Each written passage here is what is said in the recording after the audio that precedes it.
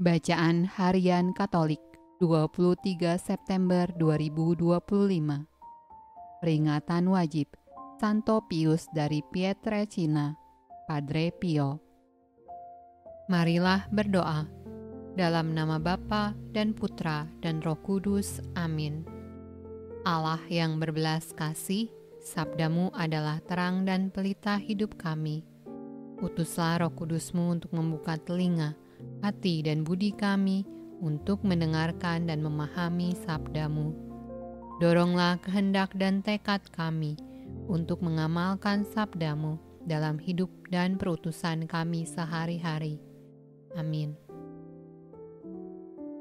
Bacaan dari kitab Esra. Biarkanlah pekerjaan membangun rumah Allah itu. Bupati dan para tua-tua orang Yahudi boleh membangun rumah Allah itu di tempatnya yang semula. Lagi pula telah dikeluarkan perintah olehku tentang apa yang harus kamu perbuat terhadap para tua-tua orang Yahudi mengenai pembangunan rumah Allah itu, yakni daripada penghasilan kerajaan, daripada upeti daerah seberang sungai Efrat, haruslah dengan seksama dan dengan tidak bertangguh diberi biaya kepada orang-orang itu. Maka Allah yang sudah membuat namanya diam di sana, biarlah ia merobohkan setiap raja dan setiap bangsa yang mengacungkan tangan untuk melanggar keputusan ini dan membinasakan rumah Allah yang di Yerusalem itu. Aku, Darius, yang mengeluarkan perintah ini. Hendaklah itu dilakukan dengan seksama. Para tua-tua orang Yahudi melanjutkan pembangunan itu dengan lancar digerakkan oleh nubuat Nabi Hagai dan Nabi Zakaria bin Ido. Mereka menyelesaikan pembangunan menurut perintah Allah Israel dan menurut perintah Kores, Darius dan Artasasta, raja-raja negeri Persia. Maka selesailah rumah itu pada hari yang ketiga bulan Adar, yakni pada tahun yang ke-6 zaman pemerintahan Raja Darius.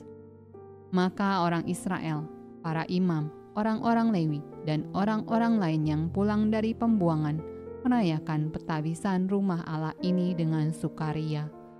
Untuk pentabisan rumah Allah ini, mereka mempersembahkan lembu jantan 100 ekor, domba jantan 200 ekor, dan anak domba 400 ekor.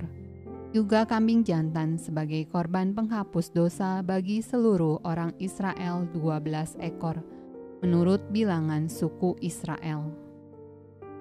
Mereka juga menempatkan para imam pada golongan-golongannya dan orang-orang Lewi pada rombongan-rombongannya untuk melakukan ibadah kepada Allah yang diam di Yerusalem, sesuai dengan yang ada tertulis dalam kitab Musa. Dan pada tanggal 14 bulan pertama, mereka yang pulang dari pembuangan merayakan Paskah.